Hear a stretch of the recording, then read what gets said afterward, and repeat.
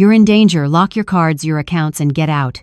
Those were the first words the technician whispered to me, words that shattered everything I thought I knew. Just a few hours earlier, I had been in my own kitchen, holding a pot of fresh coffee with shaky hands, trying to be helpful, trying to feel useful in my daughter's home. But the moment that mug slipped from my grip and splashed across the counter, soaking my son-in-law's phone, everything changed. "Jesus Christ, Margaret," Daniel shouted, snatching the dripping phone like it was a newborn I'd just dropped. "Are you completely useless?" I opened my mouth to apologize, but the words caught in my throat. His voice boomed through the room, sharp and cruel. "I told you to stay out of the kitchen. You can't even hold a cup without screwing it up." Then came the shove. It wasn't hard enough to leave bruises, but it was hard enough to send a message. I stumbled back, my hip bumping against the counter. I caught myself before I fell completely. But the heat in my cheeks wasn't just from the coffee. It was shame. It was the look in his eyes, the kind that told you were a burden. And then came the part that hurt most. My daughter, Lily, standing right behind him, didn't say a word to defend me. She crossed her arms and said coldly, "You should have been more careful, Mom. We've told you before. Maybe it's time to admit you can't live alone anymore." In friends. It was like someone pressed a pillow over my face. The breath just left me. Daniel shoved the soggy phone at me. "Take it to get fixed. Today. And don't screw this up, too." I had nodded, too stunned to cry. I took the phone, grabbed my purse, and left the house without saying a word. For the next 2 hours, I walked the mall, sat in my car, and told myself the same things I always did when they got like that. They're just stressed. It's not always like this. You did mess up. You're old. You're in the way. That's why, when I stepped into the repair shop on Maple Avenue, I was still blaming myself. I handed over the phone as if I owed the world an apology. And then, everything changed. "You're in danger. Lock your cards, your accounts, and get out." The young man behind the counter, Eli, his name tag read, looked like he hadn't slept. He had just opened the phone's internal files, and his hands were already pulling it back, like it had burned him. "Ma'am," he said, lowering his voice, "this phone, it's not what it seems. There's a hidden folder behind a calculator app. I cracked it by accident, but the stuff inside." He didn't finish the sentence. He turned the screen toward me instead. My name, my full name, Margaret Ellis, repeated, highlighted, attached to words like power of attorney, early-stage dementia, beneficiary, and insurance claim. "Who does this phone belong to?" he asked. "My son-in-law," I whispered. "Daniel, user forwarded." He stared at me. "Ma'am, I shouldn't even be showing you this, but if I were you, I'd get somewhere safe. Lock everything down. This looks planned." A strange calm came over me then. Not the peace kind. The kind right before a storm tears the roof off your house. I took the phone, thanked him, left. Everything felt far away after that. The cars, the noise, the world. It was like I'd stepped out of my life and into someone else's nightmare. But the truth was, I hadn't stepped into anything. I had already been living inside it. I just hadn't opened my eyes. At the credit union, I froze my accounts, told them to block every access point. When they asked why, I said I was cleaning house. I didn't go home. Instead, I went to the only place that still felt like mine, my sister's old bungalow, 2 towns over. She passed 2 winters ago, but we hadn't sold it yet. The water was off, the heat barely worked, but the lock still turned the same. There, I opened the phone again, and I saw everything.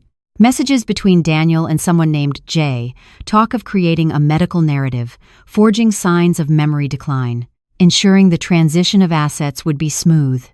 Talk of life insurance policies I didn't remember, signing ones that paid out if my death was accidental or non-investigated. One message read, "She already thinks she's a burden." That's the easy part. I closed the phone. My hands stopped shaking. This wasn't me overreacting. This wasn't senility or imagination. This was real. Daniel didn't just want to control me. He wanted me gone. And Lily, my own daughter, either didn't see it, or worse, didn't care. Hours ago, I was apologizing for ruining his phone. Now, I realized that phone might have saved my life. If you felt that in your gut too, hit like and drop your city in the comments. You're not alone. I spent the night at the bungalow without turning on a single light. I sat in the corner of the front room, wrapped in an old quilt I found in the hall closet, the phone on the coffee table like a ticking bomb.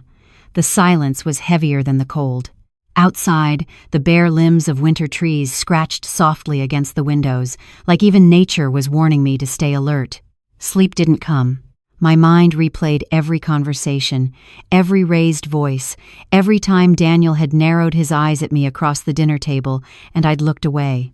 Every time Lily had ignored the tension in the room, choosing his comfort over mine. I thought back to last Christmas, when he offered to pour my wine. I drank half a glass and spent the rest of the night dizzy and nauseous, brushing it off as age. Had that been something more? Now I wasn't sure about anything. I turned on the phone just before sunrise. I didn't want to, but pretending nothing was happening was no longer an option.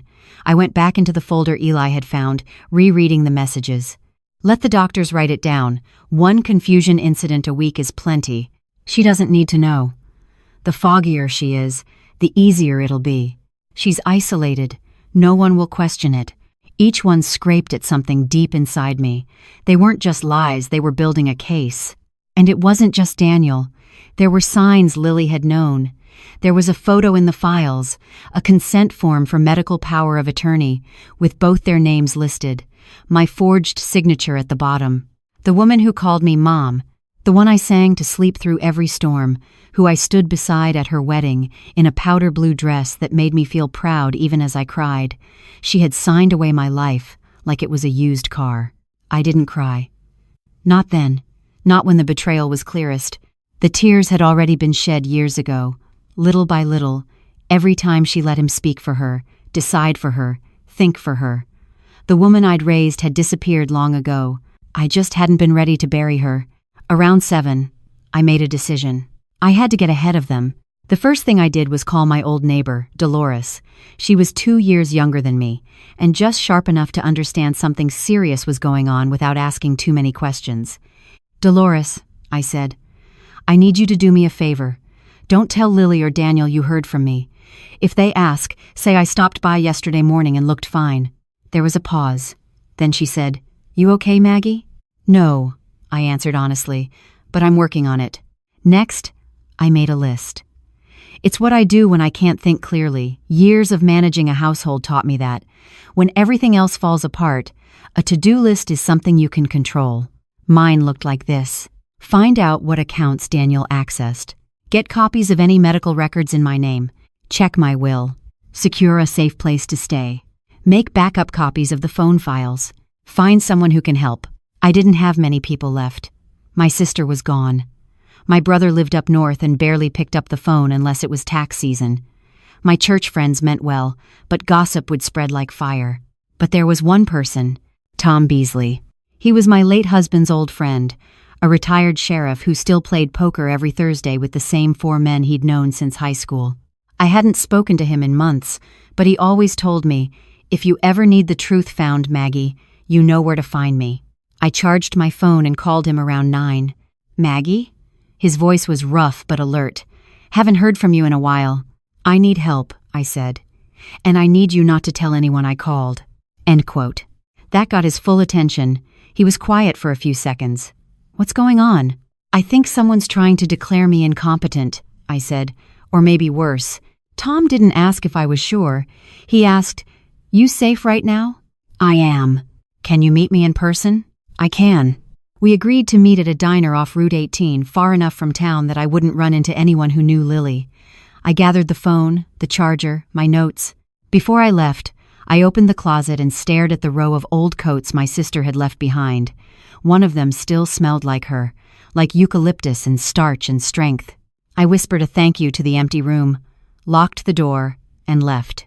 Driving through the morning frost, I thought about all the times I'd made excuses for Daniel. He's just tired. He's under pressure. He didn't mean it. But none of that explained the poison behind those messages. None of it justified planning my disappearance like a business transaction.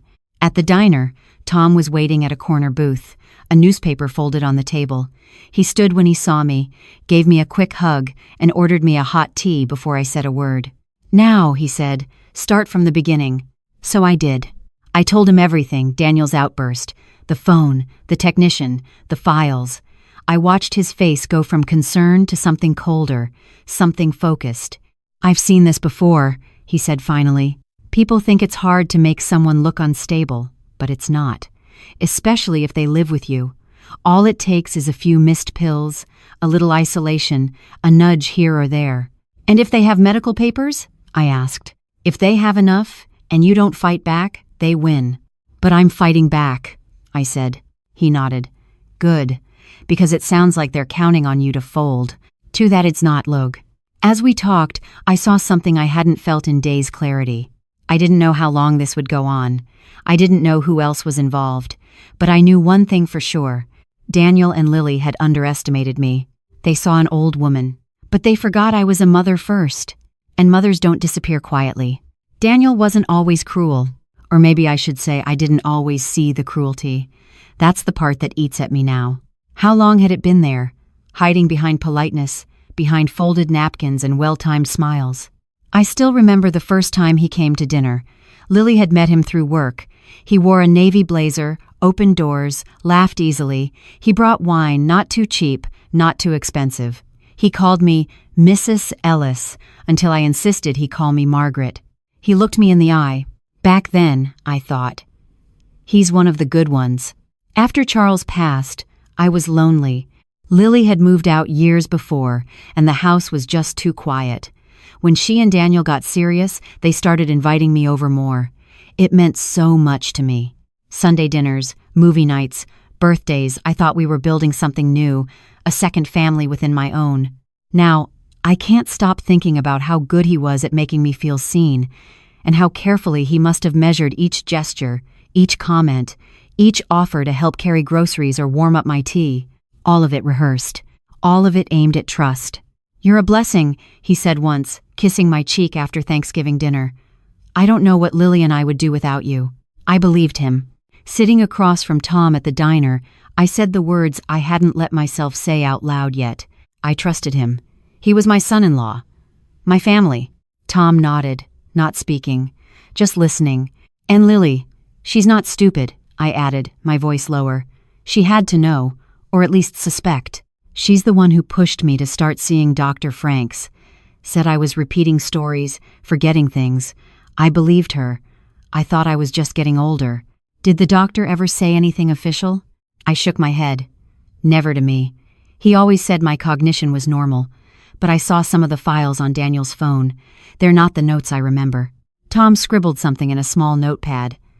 "That means we've got document forgery in play. Possibly digital manipulation, too. I can help with that. But we need to be smart. If they're building a legal case to declare you incompetent, we have to beat them to the evidence." "I don't want revenge," I said. "You want your life," he replied. "Your rights, your name." I nodded.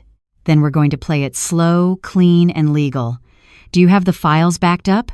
"Not yet. I didn't want to touch anything until I spoke with you." "Smart. We'll do that today." End quote. After breakfast, we drove to a small tech shop on the edge of town one Tom trusted. The man there, Jesse, was quiet, skilled, and didn't ask questions. Within an hour, he had cloned the contents of Daniel's phone onto 2 encrypted drives. One stayed with Tom, the other went with me. I tucked it deep into my purse, inside a hidden zipper I hadn't used in years. It felt like holding a weapon. Back in the car, Tom asked, "Did Daniel ever handle any of your paperwork?" "Sometimes," I said. "When Lily was busy, he'd help me pay bills online. He said it was easier if he just logged in and took care of things. I gave him access." "And the insurance?" "I didn't even know there was a new policy. I had one from years ago, through Charles's employer, but this one lists Daniel and Lily as primary beneficiaries. That's illegal without your consent." "I know that now." He looked at me for a long beat. "You want to go to the police today?" I thought about it. About walking into the station with a flash drive and a story so insane it sounded like fiction. "No," I said slowly. "Not yet. They'll be prepared. Daniel's slick. He knows how to talk his way out of trouble. You want to set a trap?" I didn't smile, but I didn't deny it either. I want the truth on record. I want it to speak for itself. If I push too soon, they'll find a way to explain it all away. They'll spin it, say I'm confused. I want to catch them with no room to wiggle. I've got an Tom tapped the steering wheel. Then you need to go back. My stomach turned. Back where? Home. Or at least make them think you did. They're expecting you. They're probably already wondering where you are. If they get nervous, they might move faster. Panic makes people sloppy. I didn't like it, but I knew he was right. If I wanted to understand what they were planning, I had to be close enough to listen, close enough to see. I won't sleep there, I said, but I'll show up. I'll smile. I'll play the fool. He looked at me again. Maggie, are you sure? I've never been more sure of anything in my life. That afternoon, I drove to Lily's house. It was quiet when I pulled up. The driveway was empty. Daniel must have been at work. I took a deep breath, forced a smile onto my face, and walked to the front door with a grocery bag in my hand, just like always. Lily opened the door and looked surprised. Mom? I kept the smile. Thought I'd make dinner tonight. I figured I owed you both an apology. Her shoulders relaxed. She even stepped aside to let me in. As I walked through the threshold, I felt like I was stepping onto a stage. The audience didn't know the script had changed, but I did. The house smelled like lemon polish and secrets. I stepped inside, careful not to let the screen door slam behind me, and forced myself to walk with the same slow shuffle Daniel always mocked when he thought I couldn't hear. Let him think I was the same Margaret from yesterday, clumsy, forgetful, harmless. Lily led me to the kitchen, where she poured a glass of water and set it on the counter. Are you feeling better today? She asked. Her voice was smooth, neutral, too neutral. I think so, I said. I'm sorry about the mess with the phone. I don't know what happened. She gave me a small smile. It's okay. Daniel was just stressed. He's got a lot on his plate right now. Stressed. That word again. It was always the excuse for every sharp word, every cold look, every time he cornered me with that too patient tone and explained why I should let him handle things. I sat at the table, folding my hands in my lap like a schoolgirl waiting for the principal. The same spot I'd sat in dozens of times before, pouring tea, folding napkins, trying to be helpful, trying to earn my place. But not today. Today, I watched. Every detail mattered now. The way Lily glanced at the front door, checking the time, the way her fingers fidgeted with the edge of her sweater, the faint bruising under her eyes not from harm, but from worry or guilt. Daniel told me he asked you to take the phone in. Did everything go okay? She asked, almost too casually. It was fine, I said. They fixed it quickly. That was a lie. The phone was still with me. The one in Daniel's coat pocket tonight would be a replacement, clean and blank. But she didn't need to know that yet. I sipped the water and smiled. Do you want help with dinner? I offered. Her relief was visible, like she'd been bracing for something worse. Maybe she thought I'd come back angry. Maybe she was worried the shove Daniel gave me would be the last straw. But I wasn't here to confront anyone. Not yet. Just observe. While she prepped vegetables, I excused myself to use the restroom. Once upstairs, I moved silently. Years of motherhood training my feet to avoid creaky floorboards. I didn't head to the bathroom. I went to their office. The door was locked. Of course it was. Still, I tried the knob gently, just in case. No luck. That door hadn't been locked a week ago, when I'd walked in to bring Lily her tea and seen Daniel closing a spreadsheet too quickly, tension in his jaw. He'd told me it was tax stuff. I hadn't asked questions. I didn't want to seem nosy. But now, I wanted in. I went back downstairs, mind racing. There had to be another way. After dinner, Daniel arrived home. He kissed Lily on the cheek and greeted me with a fake warmth so thick it made my skin crawl. Margaret, good to see you up and about. I thought I'd make myself useful, I said with a smile. I owe you an apology for the phone. He waved it off. Accidents happen. I was just worried. There's a lot on that device. I bet there is, I thought. We ate together, the three of us, like nothing had changed. Lily served pot roast. I complimented the seasoning. Daniel poured me wine, and I took it with a smile but didn't sip. I excused myself again after dinner and went to the laundry room, the one place they rarely checked. Inside the utility cabinet, I found what I was looking for, a ring of spare keys. Old ones, mostly some for locks we hadn't used in years. But one had a blue tag marked office. And quote, I took it, slipped it into my shoe, and went back to the kitchen like nothing had happened. "I should get going," I said after the dishes were done. "I have a few things to take care of at home." "Do you need a ride?" Lily asked. "No, sweetie. I've got it." Daniel walked me to the door. He didn't say much, but the way he looked at me as if measuring me made my skin tighten. I gave him the softest, warmest smile I could fake. "Thank you for being patient with me," I said. "I know I can be a handful sometimes." His lips curled into a smirk. "Don't worry, Margaret. We'll always take care of you." I drove straight back to the bungalow. Once there, I pulled the key from my shoe and laid it on the table beside the phone and the flash drive. The sun had set, and the shadows in the room stretched long, as if waiting for answers I didn't have yet. But I was getting closer. That night, I dreamed of papers, of voices whispering behind locked doors, of Daniel's hands on my shoulder, steady, guiding but not in kindness, and of Lily, watching from a distance, her mouth open but no sound coming out. When I woke, I knew exactly what I had to do next. I had a key. I had time. And soon, I'd have the truth.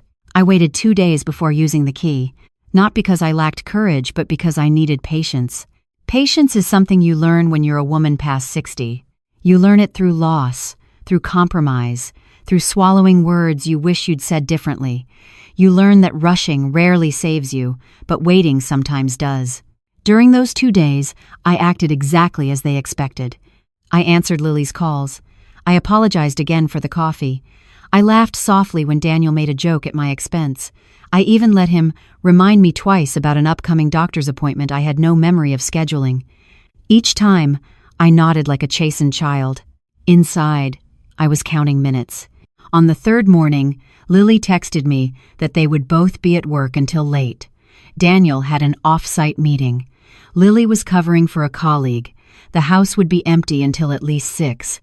I read the message twice. Then I picked up my purse. The drive over felt longer than usual. Every red light made my fingers tighten around the steering wheel. I parked a block away, not in the driveway, and walked the rest of the distance. I didn't want neighbors noticing anything unusual. Appearances still mattered, especially now. The spare key slid into the front door without resistance. The house was quiet in that unnatural way. Empty houses are no hum of conversation, no footsteps overhead, just the refrigerator buzzing and the faint tick of the clock on the wall. I stood there for a moment, letting my breathing settle. Then I went upstairs. The office door was exactly where I'd left it. Closed, locked, waiting. I took the blue-tagged key from my coat pocket. For just a second, my hand hesitated. Not because I was afraid of what I might find, but because opening that door meant there was no going back. Whatever was inside would change how I saw my daughter forever. Some part of me still hoped I was wrong, that I'd misunderstood, that Daniel was acting alone. But hope, I was learning, could be dangerous. The lock turned with a soft click. I pushed the door open. The room smelled faintly of printer ink and stale coffee. A desk sat against the wall, papers neatly stacked. A filing cabinet stood in the corner. Everything looked orderly, professional, like a place where terrible decisions could be made without raising one's voice. I closed the door behind me and locked it. The computer was password protected, but I didn't touch it. I wasn't careless enough to leave a digital footprint. Instead, I went straight for the filing cabinet. The second drawer was labeled House. Inside were copies of the deed, mortgage paperwork, insurance correspondence. My name appeared on every page. So did Daniel's. He'd added himself as a managing party. No signature from me authorizing it. No consent. Just assumptions layered on top of silence. The third drawer was worse. Medical. My heart thudded painfully as I flipped through neatly clipped reports. Some were real routine checkups, blood work. Others were fabrications. Notes describing confusion, disorientation, difficulty recalling recent events. One page stopped me cold. Patient displays increasing dependency on family members. Recommendation: begin discussions regarding assisted living or legal guardianship. Legal guardianship. I pressed my hand to my mouth to keep from gasping. At the bottom of the page were 2 signatures, Dr. Frank's and Lily. My vision blurred not from tears, but from rage. A clean, white rage that burned away the last of my denial. She hadn't been manipulated. She had participated. I sank into the chair behind the desk, the weight of it all pressing into my chest. Memories flooded in uninvited. Lily suggesting she handle my mail. Lily telling friends I'd been forgetful lately. Lily speaking for me at family gatherings, answering questions before I could open my mouth. I thought she was being helpful. She was erasing me. I forced myself to keep going. In the bottom drawer, I found what Daniel must have considered the crown jewel. A manila folder marked Transition. Inside were printed emails between Daniel and a financial advisor, drafts of a will I had never signed, life insurance policies naming Daniel as executor and Lily as beneficiary, a timeline, actual bullet points mapping out the next 12 months. Increase documented confusion, transfer remaining assets, finalize insurance, incident window, flexible. My hands shook so badly I had to sit on the floor. Incident. That was the word they used for my death. I didn't know how long I stayed there. Time flattened, turned strange. When I finally looked at my watch, nearly 40 minutes had passed. I knew I couldn't take the originals. That would tip them off. So I photographed everything. Every page, every signature, every timeline.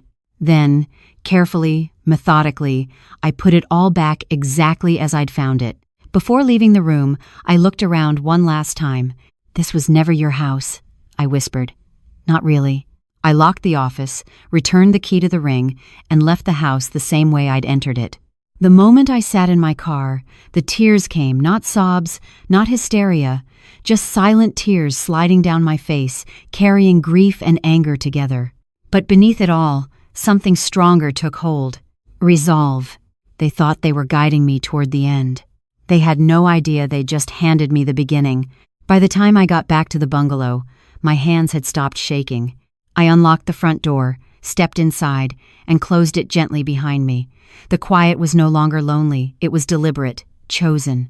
A barrier between me and the people who once called me Mom, Margaret, family. I took off my coat, hung it by the door, and went to the kitchen table. The flash drive was there. So was my notepad, now thick with dates, names, and steps taken. Everything had to be documented. The courts didn't listen to stories, they listened to evidence. And I was building a mountain of it. I uploaded the photos from my phone onto the drive, every forged document, every fake diagnosis, every piece of the puzzle they'd tried to bury under politeness and obligation. Then I called Tom. He answered after one ring. "You okay?" "I went in," I said. "The office. I have pictures." He didn't ask if I found anything. "Bring them over. Now." Tom's house sat on the edge of a quiet cul-de-sac, the kind of place where people still waved from their driveways. He met me on the porch, wearing that same worn flannel I remembered from years ago when he helped Charles install our fence. Inside, we sat at his dining room table while I walked him through everything. Every file, every signature, every timeline. He took it in without flinching. That was Tom's gift. He could look at the worst of people and not look away. When I finished, he leaned back in his chair and exhaled. "This isn't just a guardianship grab. This is premeditated asset theft, insurance fraud, document forgery, and if they're planning an incident, like this suggests..." He didn't finish the sentence.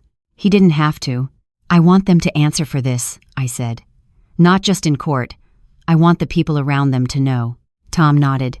"Then, we do this in 2 parts. One legal, one human." "Explain." "Legally, we take this to someone I trust at the district attorney's office.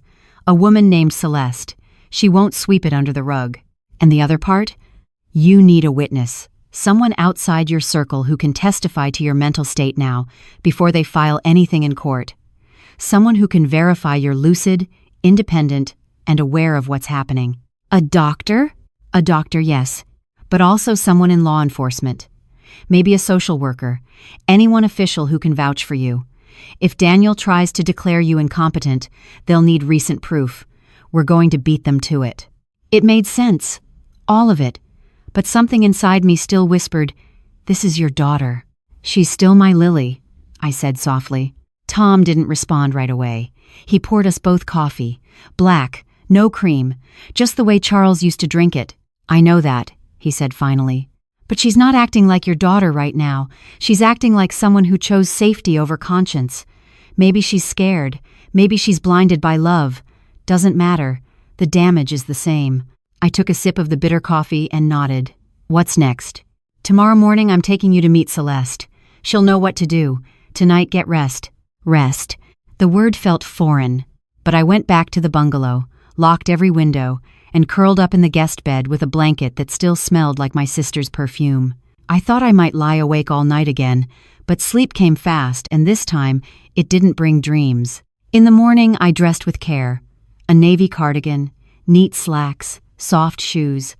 I pinned my hair back and added a touch of lipstick. Presentation mattered. Tom picked me up at 8 sharp. We drove in silence, the air between us filled with unspoken urgency. Downtown was waking up delivery trucks, joggers, a woman walking her golden retriever with a steaming cup of coffee in one hand. Normalcy. And then we pulled into a brick building with a modest sign, County Office, Investigations Division. Celeste was waiting for us in a glass-walled conference room. She was in her 40s, sharp eyes, no nonsense, the kind of woman who had seen it all and kept her integrity intact. Tom introduced us, and I handed her the drive. As she clicked through the files, her eyebrows lifted, then furrowed. She didn't speak for a long time. Then she said, "You've done half our job for us." "I need protection," I said plainly. "I need to be ahead of them." "You are," she replied. "Barely. But that's about to change." Over the next hour, we laid it all out. The forged medical records, the fake insurance policies, the timelines. The implication thinly veiled that Daniel and Lily were planning to move me into a facility or worse. Celeste promised to initiate a formal inquiry within the week. "They'll be contacted," she warned. "They'll know we're looking." "That's fine," I said. "Let them panic." Tom drove me home after, but before I got out of the car, he put a hand on my arm. "Just so you know," he said, "you're the bravest person I've seen in a long time." I didn't feel brave, but I did feel ready. Back at the bungalow, I changed into sweats and made tea. I sat on the porch as the sun climbed higher, letting the warmth wash over my face. This was my line in the sand, and I was done pretending it wasn't there. The day after meeting with Celeste felt like the stillness before a tornado, quiet, but too quiet, like the sky was holding its breath, waiting for the first gust to break loose. I spent the morning organizing, not just my files or the evidence, but myself. I cleaned the little kitchen in the bungalow, scrubbed the bathroom, washed sheets no one but me had used. I baked banana bread, Charles's favorite. I knew I wouldn't eat it, but the act of measuring, mixing, watching it rise, it reminded me I was still me, still capable, still standing. Around noon, I got the call I'd been bracing for. "Lily." I let it ring 4 times before answering. "Hi, sweetheart," I said gently. "Mom," she said quickly, "where are you?" Her voice was tight, rushed, like she was trying to sound calm but hadn't quite mastered it. "I stopped by your place this morning. You weren't there. I've been calling since yesterday." "I needed a little space," I replied, "just to think. Is something wrong?" "Wrong.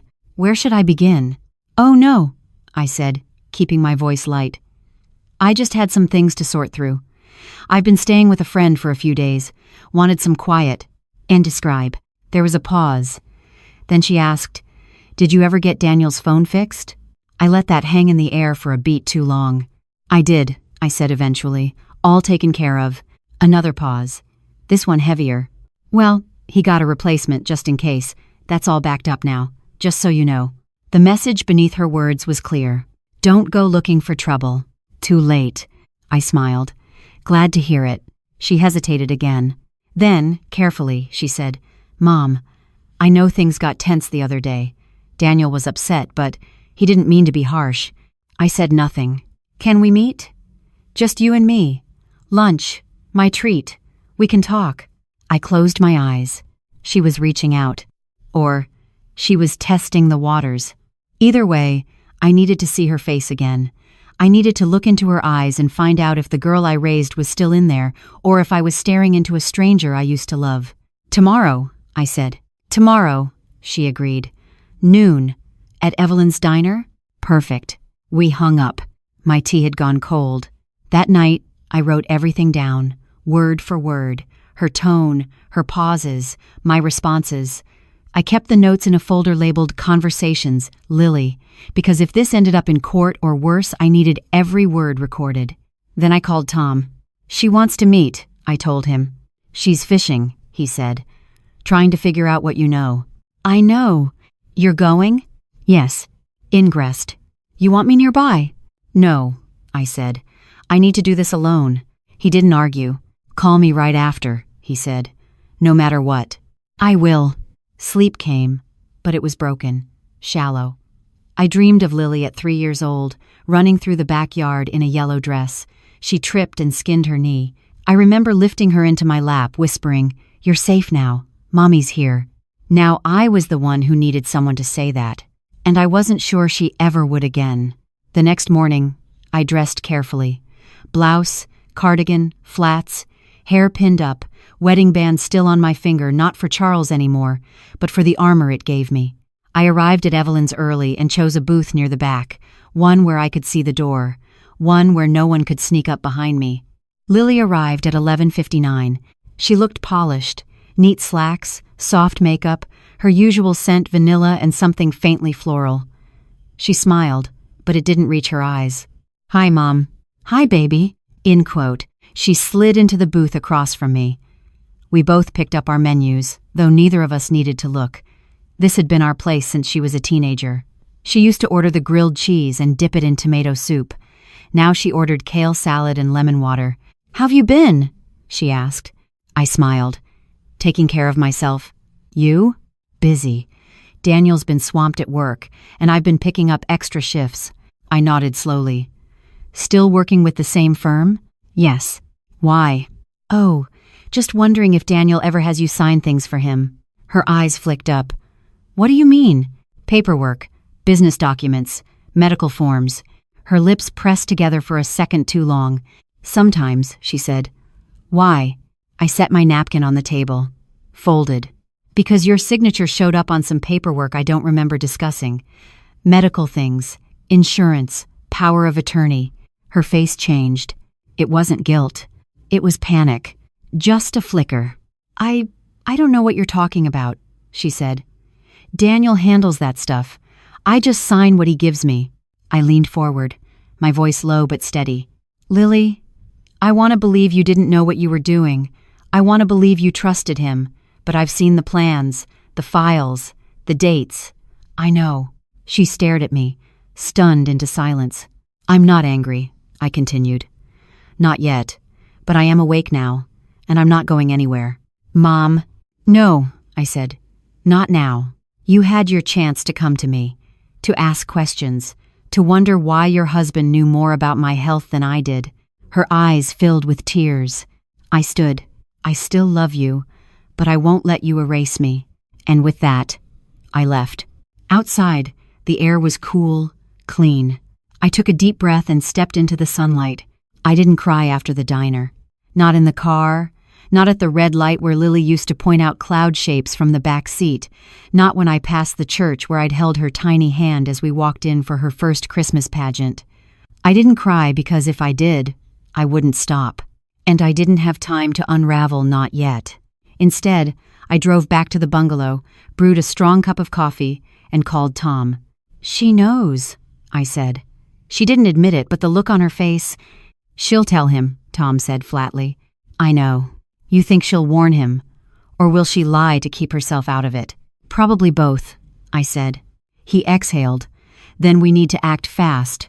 I stared out the window at the pine trees swaying in the breeze, and I said something I hadn't let myself admit until now. "I'm scared of him, Tom." Silence on the other end. "Good," he said finally. "Fear keeps you alert, but it can't stop you." He was right. I couldn't back down. Celeste called that afternoon. "I've reviewed the digital files," she said. "There's enough to justify an official protective petition if you want it." "A protective petition?"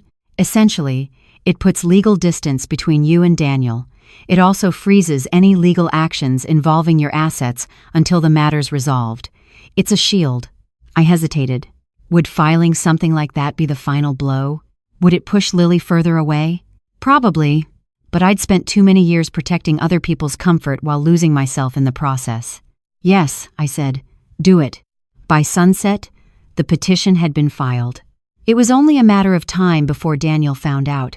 The next morning, I opened my front door to find a manila envelope lying on the porch. No postage, no markings, just my name in capital letters across the top. I didn't pick it up right away. My gut told me everything I needed to know. Inside were photos. Me, at the pharmacy. Me, at the diner. Me, talking to Tom in his driveway. A note, printed in bold letters. You're making a mistake. Stop while you still can. I sat down on the steps and stared at the envelope in my lap. He was watching me. Had been for days, maybe weeks. This wasn't just about money anymore. This was about control, power. And he was losing it. I took the envelope inside, sealed it in a Ziploc, and called Celeste. "We've got escalation," I told her. "He's tracking me." She promised to add it to the case. But that night, I didn't sleep. I lay awake listening for footsteps, car doors, any sound that didn't belong. The bungalow felt smaller, somehow, less safe. In the early hours, I packed a bag.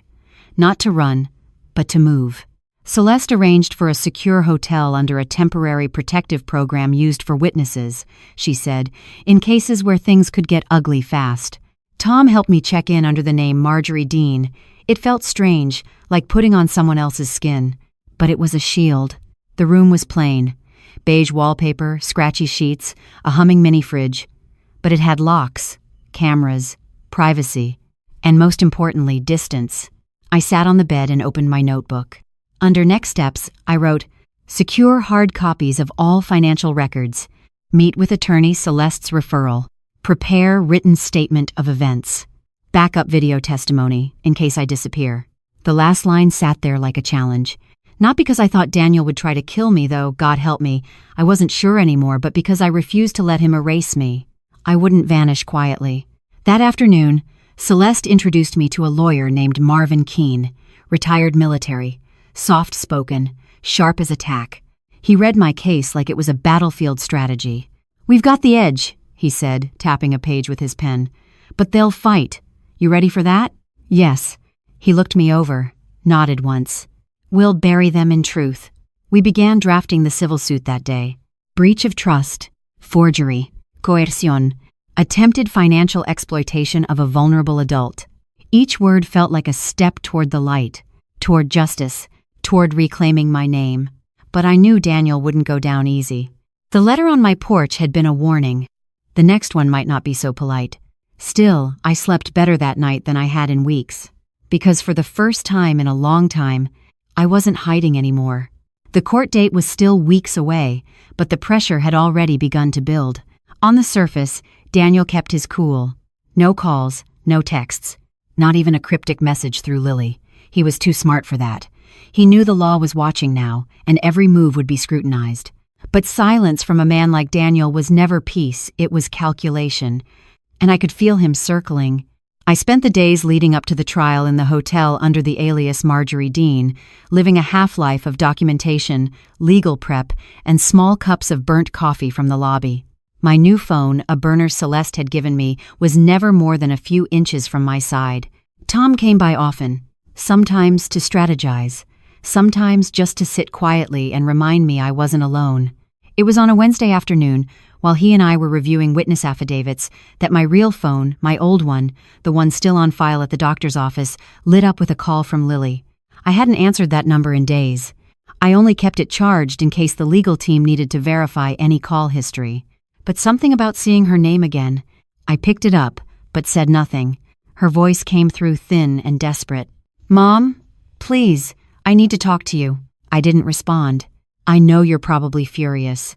I know I messed up, but I didn't know everything. I swear to God, I didn't know what he was really planning." Still, I said nothing. I went into his email. I found a draft, a message he was going to send to a lawyer. He's preparing for your funeral." Tom's head snapped up. I didn't blink. He wrote out the eulogy. He listed a cause of death, a timeline. "There's a date on it, Mom. Next week." Now I spoke, slowly. "What date?" "Thursday."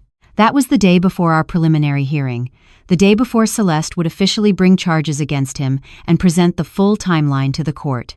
I took a breath. My voice was colder than I'd ever heard it. "Lily, do you know what he's done?" She broke. On the other end, I heard the sobs. Not the crocodile tears I feared she'd learned from him, but something deeper, raw. Like the girl I used to know had finally clawed her way to the surface. "I didn't see it, Mom. I didn't want to see it. He told me you were slipping, and I believed him. I was scared, and I let him take the wheel. I'm so sorry." I didn't tell her it was okay, because it wasn't.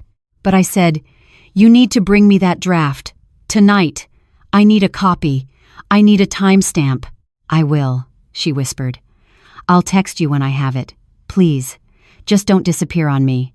That night, she came to the hotel. She wore no makeup. Her hair was unwashed. She looked older than I remembered, like guilt had added years to her face. She handed over the printout without a word. I skimmed it. The eulogy was short, cold, full of vague sentiments and lies. But the final lines turned my stomach. "We are grateful for Margaret's trust in our family. In her final days, she made clear that her affairs were in order, and that Daniel was to be her sole executor. Signed, stamped, dated next Thursday." "I found it in his drafts," she said, wiping her face. "I made a copy and deleted the original, but he keeps backups. You need to move fast." I nodded.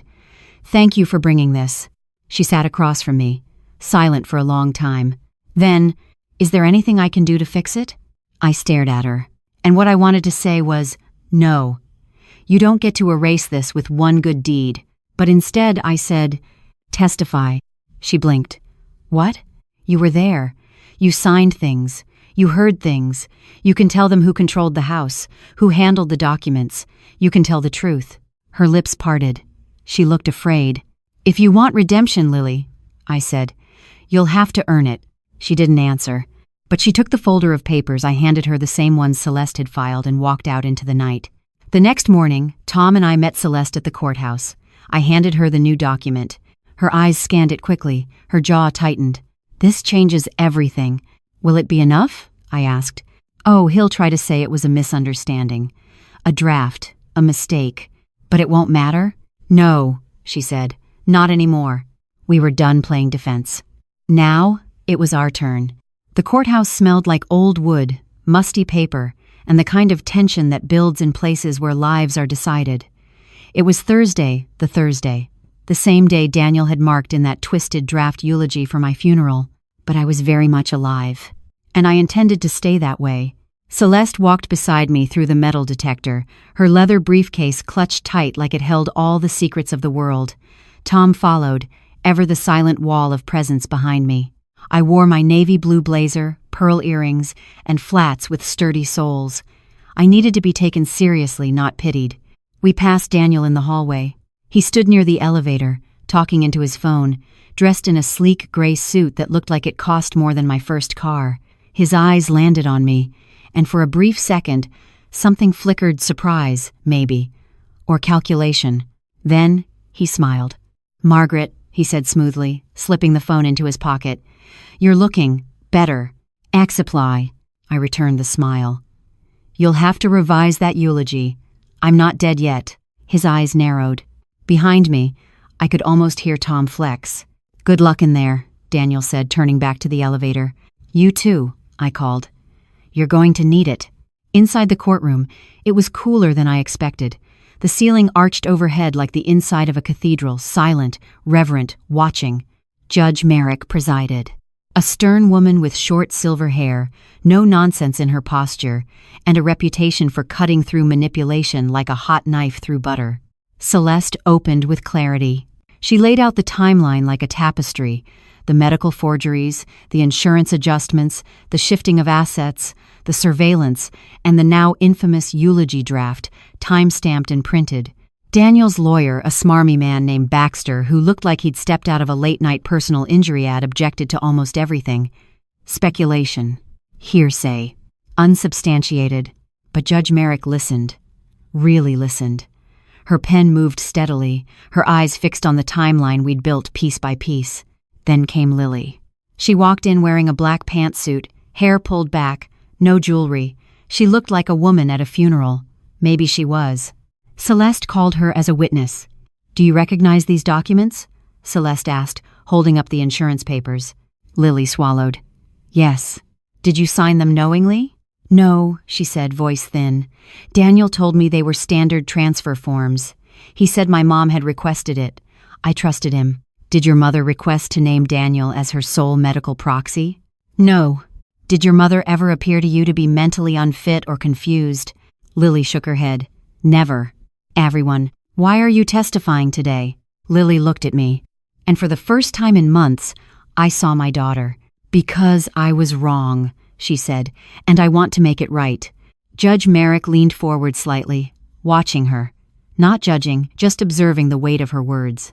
When Celeste rested our case, Baxter tried to twist it all, said Daniel was concerned for Margaret's well-being, claimed he drafted the eulogy in grief, under stress, believing my health was declining and that he needed to be prepared.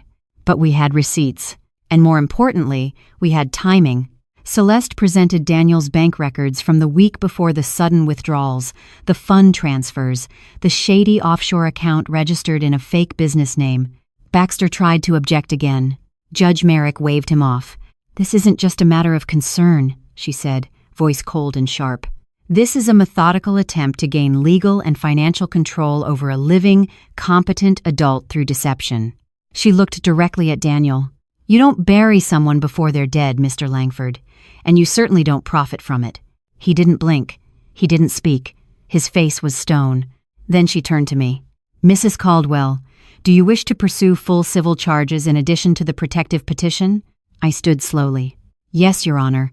I want the truth on record, and I want my name back. She nodded once. So ordered.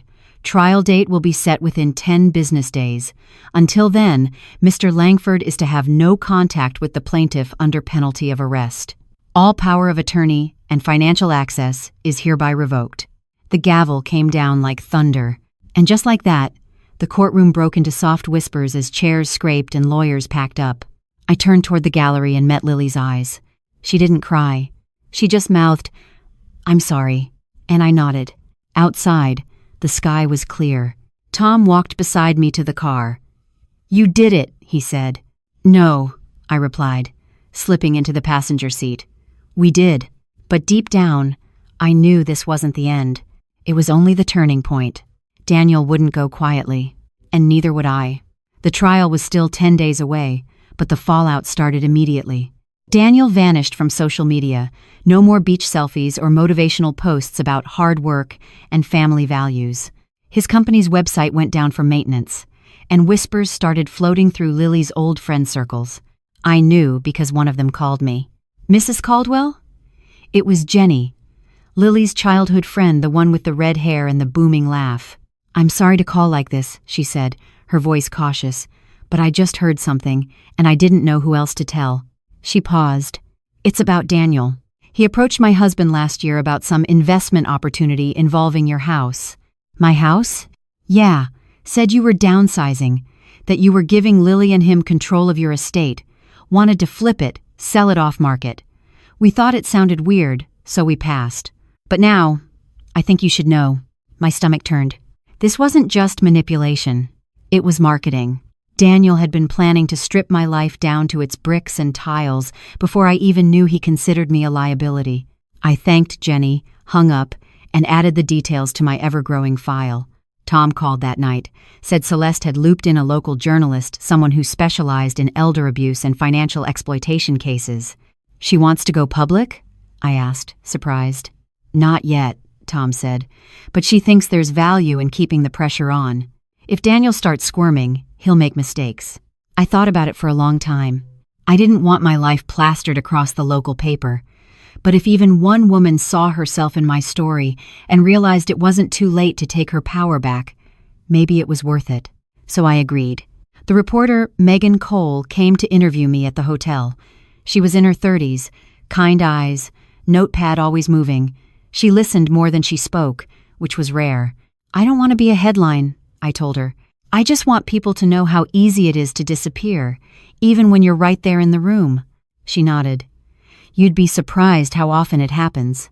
By the end of the interview, she asked if she could use a quote I hadn't meant to say out loud. I'm not just fighting to be seen, I had said. I'm fighting to be remembered. She promised to send me the draft before it ran. Later that night, I stood in the bathroom of the hotel and looked at myself in the mirror. I looked older, but not weaker, and definitely not invisible. 2 days later, the article ran just online at first, a quiet ripple across the town's digital landscape. The title stopped me cold. The funeral that almost happened, how one woman exposed a family's deadly plan.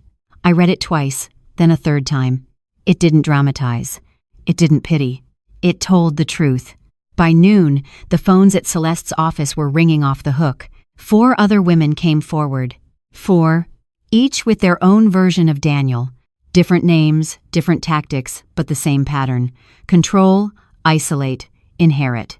Some hadn't gotten away. Some had lost everything before anyone believed them.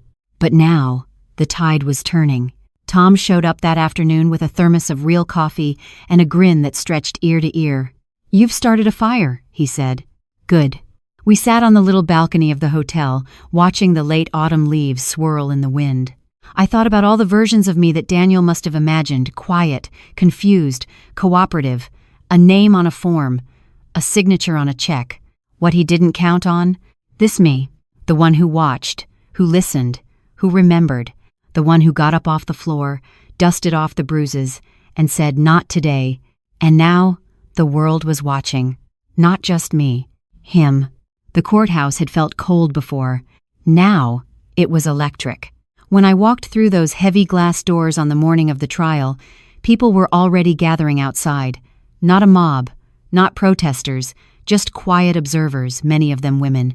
Some carried folders, some wore suits, but most were dressed simply, their faces set in the kind of silent recognition that made my chest ache.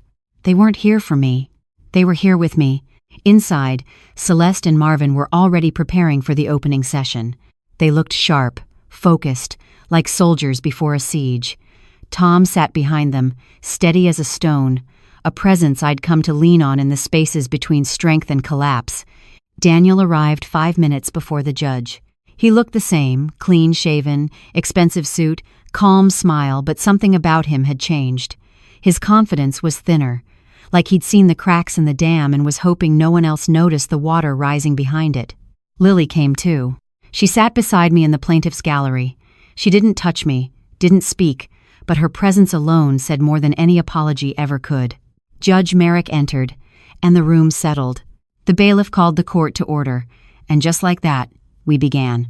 Marvin opened with a statement that made my hands tremble not from nerves, but from validation. For decades, our client was the rock of her family provider, caregiver, widow, mother.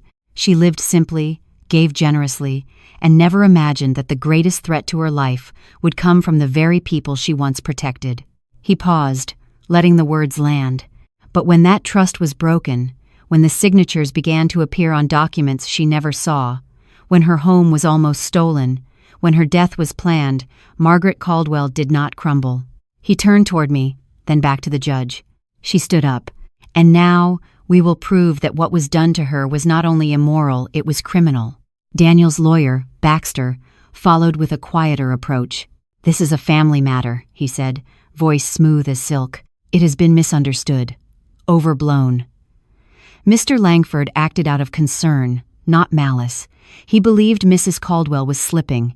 He wanted to help manage her affairs for her safety and comfort.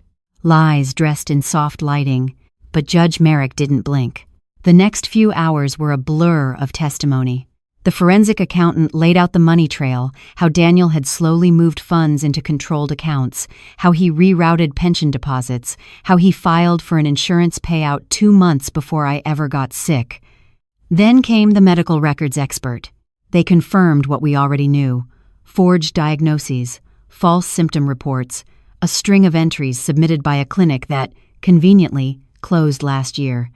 Daniel had backdated everything. Then Lily took the stand. She spoke clearly. She didn't cry this time.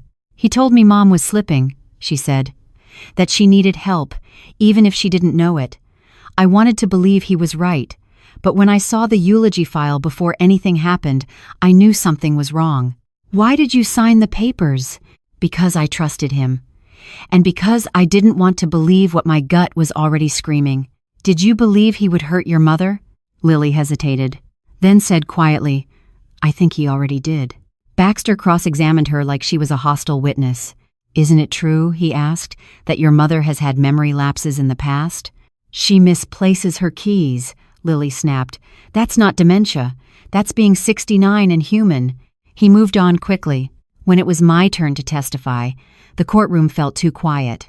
I stood slowly, walked to the witness stand with my back straight. Celeste asked me just 2 questions. "Mrs. Caldwell, do you believe you were in danger?" "Yes."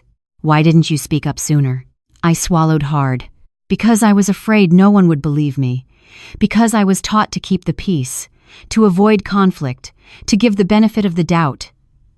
I looked straight at Daniel, because I thought love was protection, but it wasn't. I looked back to the judge, and because I'm done being quiet. The defense tried to rattle me. Baxter pulled out old letters, times I'd praised Daniel, thanked him for helping me around the house.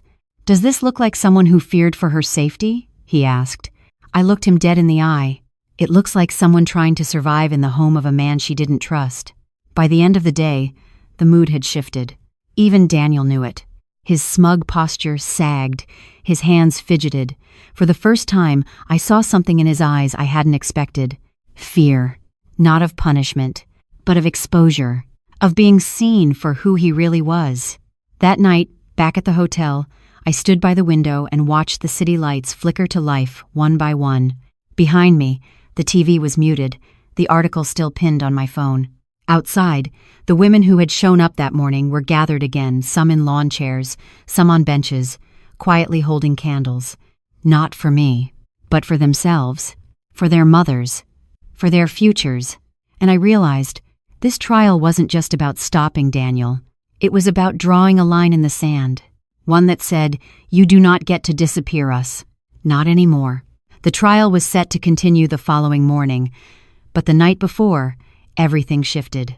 I was in the hotel kitchenette, washing out my coffee mug, when my burner phone buzzed on the counter.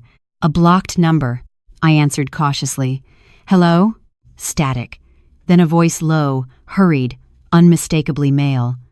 "You think this ends in court?" I froze. "Daniel, you're making a mistake, Margaret," he said. "You always were too sentimental. That's your weakness." My mouth went dry. "You're violating the court order. You think a piece of paper's going to stop me?" His voice was calm. Too calm. "You've embarrassed me. You've dragged our family name through the mud. My career, my reputation, it's all collapsing because of you." I didn't say a word. "You had a comfortable life," he continued. "All you had to do was stay quiet. But now, you forced my hand." He hung up. I stood there for a long time, the silence in the room pressing in on me like a tide. Then I called Celeste. She answered on the first ring. "Are you okay?" He called me. Violated the order. "Did you record it?" I looked at the phone. My hands were still shaking. "No," I whispered. I didn't think. "It's okay," she said, already shifting into gear. "We'll get the phone logs. We'll file the violation. This will only help our case." But it didn't feel like help. It felt like a warning. That night, I didn't sleep. I sat on the edge of the bed, watching the moon climb the window pane, and I thought about all the ways women like me are told to be careful. Not loud, not angry, not difficult, just quiet enough to survive. But I wasn't interested in surviving anymore. I wanted to live on my terms, in my home, with my name intact. The next morning, Celeste filed an emergency motion to present the call to the judge. We had the call timestamp. The subpoena for phone logs would confirm it. Judge Merrick didn't hesitate. "Mr. Langford," she said, her voice cold and precise. "This court issued a no-contact order. You violated that order less than 12 hours ago." Daniel tried to speak. Baxter placed a hand on his arm, signaling him to stay silent. Merrick continued, "One more infraction, and I will not hesitate to place you in custody. Do you understand?" Daniel gave a clipped nod, but I could see it in his eyes. His mask had cracked. The charming son-in-law, the business whiz, the devoted husband gone. Now, he looked like a cornered man, angry, exposed. We returned to the case. The next witness was a handwriting expert, Celeste's ace in the hole. They confirmed that my signature on the asset transfer forms was forged. The pressure points, the angles, none of it matched my authentic samples. Daniel's defense tried to claim it was a clerical error, a misunderstanding. But the jury wasn't buying it.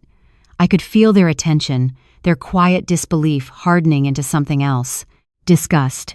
The most damning blow came late in the afternoon. The financial advisor Daniel had consulted, the one mentioned in the eulogy draft, had been subpoenaed. He arrived in a rumpled blazer, eyes tired. He didn't want to be there. But under oath, he told the truth. Mr. Langford approached me under the assumption that he would be the executor of a sizable estate. He made inquiries about discreet liquidation of property, early access to retirement funds. When I asked about the legal authority to do so, he said he was working on it. Working on it, Celeste repeated. Was the client deceased at the time? No, he admitted. He said the transition was imminent. Gasps from the gallery. Merrick called for order. My heart thudded painfully. Not from shock, but from the bitter confirmation of what I'd known deep down all along. He didn't just want to own my life. He wanted to end it. And in his mind, it was just business. When the court adjourned for the day, the reporters were waiting outside. Megan Cole found me as I was leaving the steps. "I want to run a follow-up," she said gently. "After today's testimony, the public needs to hear this." I nodded. "Just one thing," I said. "Make sure they know it started with coffee." She blinked. "Coffee?" "Yes," I said, a faint smile on my lips. That was the mistake that made him show his hand. I walked away without explaining further. Let them read the rest in the court transcripts. Let the world see what happens when a woman stops being afraid to be inconvenient. The court was quieter the next day. Not because the public had lost interest, if anything, the gallery was even more crowded, but because the story had reached its tipping point. There was no more speculation, no more dancing around motive or intent. The courtroom now buzzed with a different kind of tension, the kind that comes right before a verdict is formed. It was in the way the jurors sat straighter, leaned forward. It was in the judge's clipped tone, the defense's sharper objections, the way Daniel's hands curled into fists he tried to hide under the table. Today, it was my turn again. Final testimony. Celeste asked if I wanted to take the stand once more. Not because she needed more evidence, but because she believed in the power of truth spoken by the one it happened to. I didn't hesitate. I walked to the witness chair and faced the courtroom. And I began. "When I first met Daniel," I said, "he was charming, funny. He brought me flowers on Mother's Day, helped fix the porch railing, called me Mom, even before he and Lily got married." I paused. He made me feel seen. A few heads nodded in the gallery. But over time, that changed. Not all at once. It started with little things, suggestions about where I should put my money, questions about my health, comments that made me second-guess myself. I turned slightly, looking at the jury now, and when I accidentally spilled coffee on his phone, he shoved me. Murmurs rippled. The bailiff called for quiet. I wasn't just humiliated. I was terrified, not just because he yelled, but because my daughter stood there and didn't say a word, because something about the way he looked at me, like I was disposable. I swallowed. I took his phone to be repaired. That's when the technician saw the messages, the medical files, the plans, the eulogy. That's when I realized I wasn't just being controlled. I was being erased. Celeste's voice was steady. "What did you do next?" "I ran," I said, "and then I fought." Silence. "But what haunts me most," I continued, "isn't the betrayal. It's how close I came to believing it was my fault. That I was old, forgetful, a burden, that I deserved to fade away." I turned to Daniel, not with anger, but with pity. "You almost convinced me I didn't matter." Then I turned back to the judge. "But I do, and I'm not the only one." That was all. No dramatics. Just the truth. Celeste sat beside me as we waited for the jury's dismissal. Her hand rested lightly on the table, grounding me. Daniel's team rested their defense shortly after. They had no rebuttal, no witnesses left, just polished denial and a mountain of circumstantial excuses that no longer held weight. Judge Merrick adjourned for deliberation. Outside the courthouse, the air had turned cool. Fall was creeping in. Leaves swirled at my feet as I sat on the stone bench where I had waited 2 weeks ago, scared and unsure. Now, I felt calm, resolved. Lily came and sat beside me. She didn't speak right away, just handed me a folded piece of paper. Inside was a handwritten note. "I can't undo what I ignored. But I'm here now. I see you. I believe you." I tucked the note into my bag without speaking. Some things didn't need words. That night, the jury deliberated longer than expected. Tom stayed with me in the hotel, pacing occasionally, checking his phone. Celeste sent updates from her office, where she and Marvin kept watch. At 8:42 p.m., the verdict came in. "Guilty," she texted. "All counts." I stared at the screen. Then I exhaled so deeply, I felt something leave my body, something that had been lodged in my chest for years. It wasn't joy. It wasn't triumph. It was release. Daniel Langford was convicted of attempted financial exploitation, coercive control, forgery, and violation of a protective order. His sentencing hearing would come later. But the real sentence had already been passed. He had lost. And I had won not just in court, but in truth. I didn't cry when the verdict came. Not even when Tom wrapped his arms around me, or when Celeste whispered, "You did it." There were no tears, no cinematic breakdown, just a deep, steady silence like a mountain finally exhaled after holding the sky for too long. Guilty on all counts. Still, the court wasn't finished.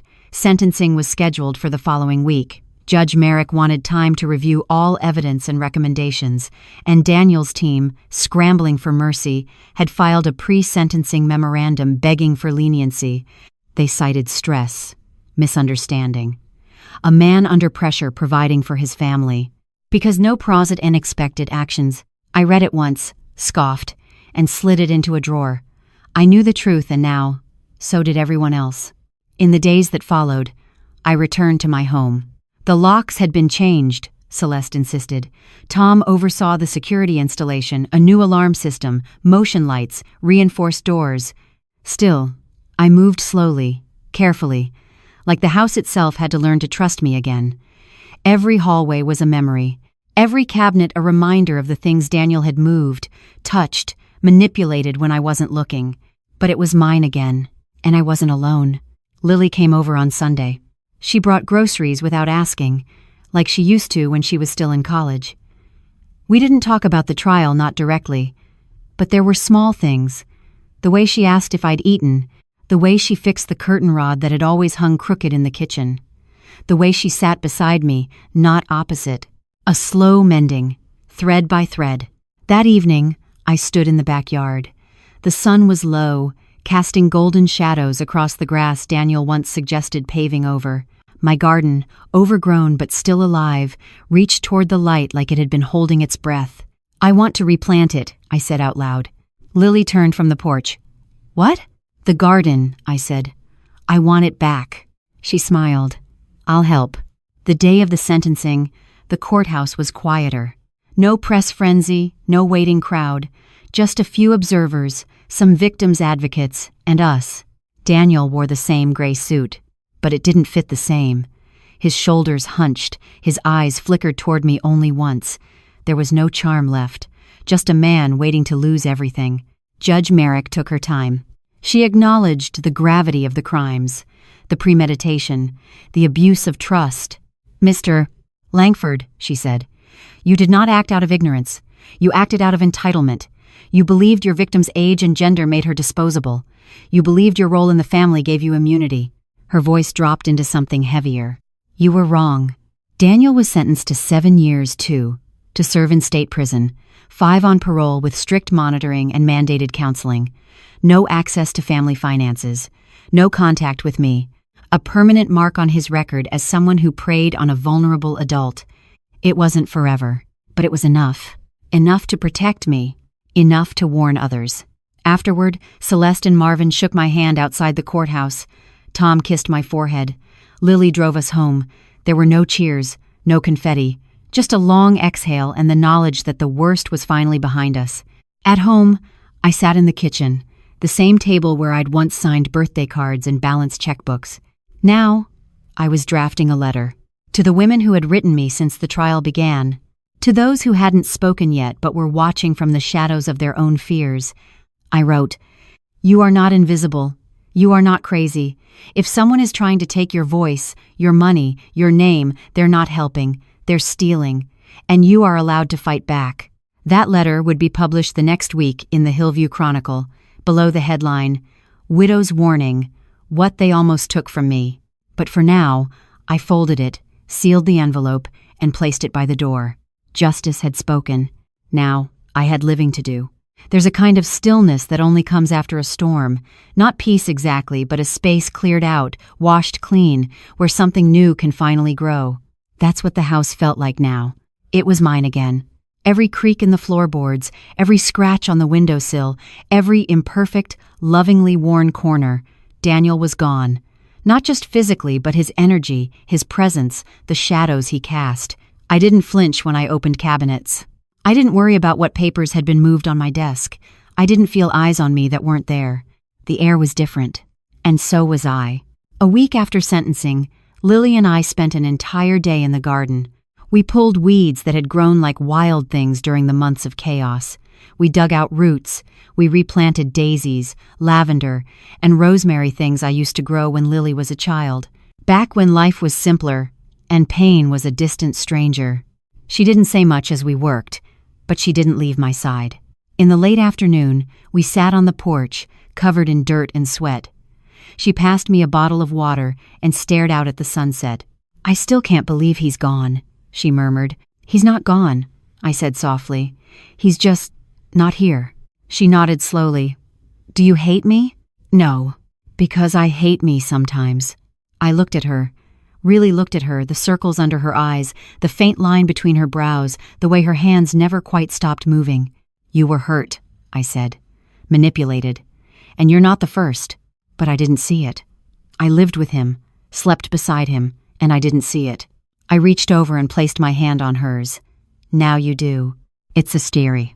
Sometimes the hardest part of healing isn't the forgiveness, it's accepting that you were fooled, that someone you loved wore a mask for years, that your instincts were wrong, or worse, ignored. But Lily was showing up. Every day. That was enough. A few days later, Megan Cole sent me a printed copy of the article with my letter. It had gone viral. Not millions of views, no national spotlight, but it found its people. Women wrote in from neighboring towns, from across the state. Some had gone through worse, some were still trapped. Many thanked me for telling the story they never could. Tom stopped by the same day with a gift, a small wooden plaque with 3 words carved into it. "You still matter." He placed it above the kitchen sink. "So you see it every morning," he said, "before the world tries to tell you otherwise." I hugged him, not out of gratitude, but out of something deeper. Recognition, safety, the kind I thought I'd lost. Later that night, as I folded laundry and listened to a slow jazz record spinning in the background, I caught sight of my reflection in the hallway mirror. I looked tired, but not broken. There were fine lines around my eyes and gray at my temples, but my shoulders were back. My eyes were sharp. There was no fear behind them now, just memory and fire. I whispered to the woman in the mirror, "You made it," and she smiled back. The following morning, I got a letter in the mail, handwritten, no return address. Inside was a simple note. "I read your story. I'm ready to leave. Thank you for giving me the courage." No name, no details, but I knew exactly who it was for. This fight, this long, bloody, humiliating fight, it wasn't just mine. It was a signal fire. And now, someone else had seen the smoke. The seasons had begun to shift. The garden Lily and I revived was now blooming daisies nodding in the soft breeze, rosemary thick and fragrant near the kitchen door. Every time I passed it, I smiled. But the shadows hadn't disappeared entirely. Daniel's sentencing had settled the legal fight, but the emotional wreckage still lingered. There were layers of grief I hadn't expected. Not for him, but for the time lost, for the dignity I had to claw back, for the version of myself that was made small so someone else could feel big. Celeste called to check in that Monday. "The court is processing restitution," she said. "You'll likely receive a portion of your assets back within 60 days. Retirement funds, the trust account, insurance once it's unsealed, we'll get what's left." "Whatever's left," I corrected gently. I'm not holding my breath. Celeste hesitated. "It won't undo what happened, but it's something." "I know," I said, "but I'm not rebuilding around money." She was quiet for a second. Then she said, "You sound different." "I feel different. That weekend, I received an invitation. A local community center was holding a panel on elder justice and financial abuse. Megan had recommended me as a guest speaker. At first, I almost declined. I wasn't a professional. I didn't have credentials. But then I remembered how I used to think I wasn't enough. So I said yes. The event was small, maybe 30 people in a circle of folding chairs, a few social workers, some local advocates, a retired judge, and women like me. Some had lost homes. Some had lost family. Some had nearly lost their lives. I told them what I told myself the night I fled. You're not crazy. You're not a burden. You're not alone.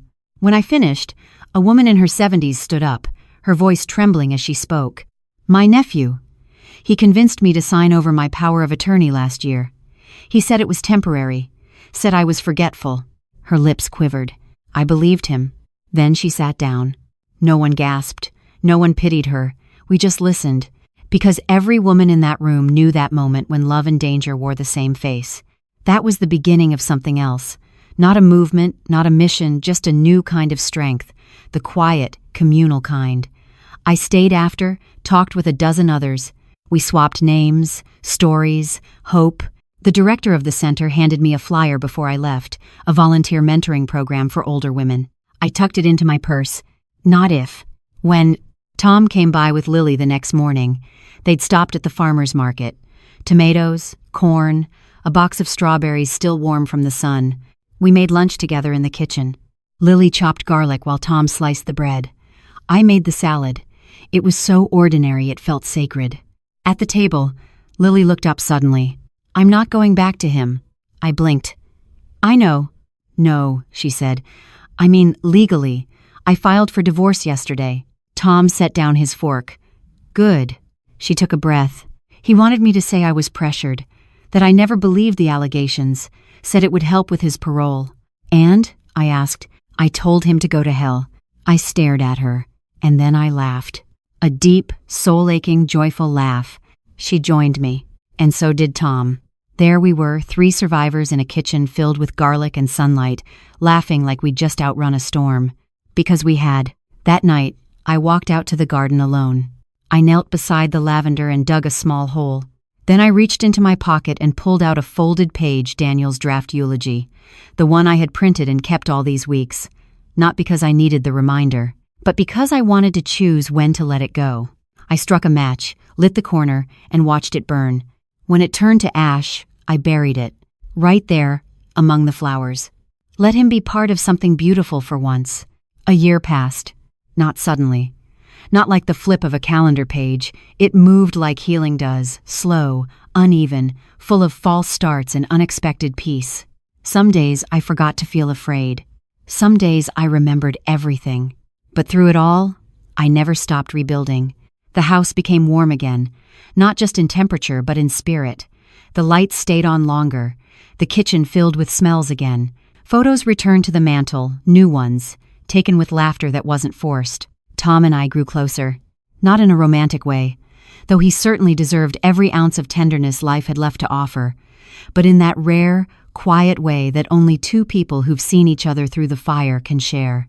He never tried to rescue me, just reminded me I was worth rescuing. Lily found an apartment not far from mine. She stopped wearing guilt like a second skin. She started a support group with women from the community center. She even took up painting again. One night, she dropped off a small canvas lavender fields under a dusk sky and left a note. For the woman who taught me what survival really looks like. It hung above my reading chair. I stared at it every night. Not because it was beautiful, but because it was true. Daniel never wrote from prison. No calls, no letters, no apologies. He appealed, of course. Twice. Lost both. His name stopped showing up in headlines. His LinkedIn vanished. His business partners rebranded without him. He became what men like him fear most, irrelevant. I used to wonder if I'd ever forgive him.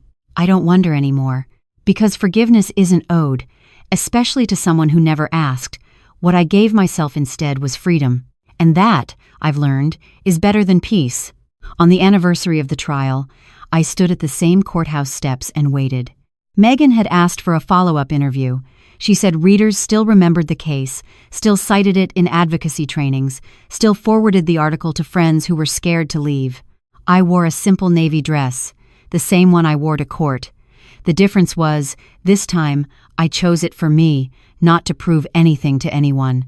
She arrived with a small crew and a warm hug. "Do you regret it?" she asked as the camera rolled. "Going public?" I shook my head. "I regret not doing it sooner." What would you say now? To the version of yourself who first found those messages on the phone. I looked into the lens. I'd say, you were right to be afraid, but you were more right to run. And to anyone out there who sees themselves in your story, I smiled. You're not done yet. Your voice still matters, and it's never too late to take your life back. End quote. After the interview, I walked alone through the city. The same city that had once swallowed me in silence now seemed to nod in recognition. The bookstore clerk smiled and asked if I'd be at the next reading. The barista remembered my name. A little girl on the corner waved and pointed at the lavender pin on my coat. "Pretty flower," she chirped. I grinned. "It is, isn't it?" That night, I sat by the window with a cup of tea, the house quiet around me, not lonely, just mine. I reached into the drawer by my chair and pulled out the only document I kept from the trial, a copy of the judge's ruling.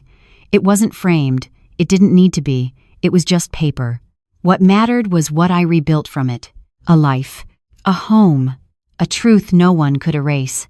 As I sipped my tea, I thought about all the women who had written to me, called me, stopped me in the market to whisper thank you. And I knew, my story was never just mine. It was an echo, one that would ripple far beyond this house, this city, this moment. Because I told it. Because I survived. Because I refused to be forgotten. This story is a powerful reminder that abuse doesn't always come with bruises. It can wear a smile, carry flowers, and live right inside your home. It teaches us that silence often protects the abuser more than the abused. But even after years of manipulation, it's never too late to stand up, speak out, and reclaim your dignity. Most importantly, it shows that our worth doesn't fade with age, and justice, though sometimes slow, will find its way when truth refuses to stay buried.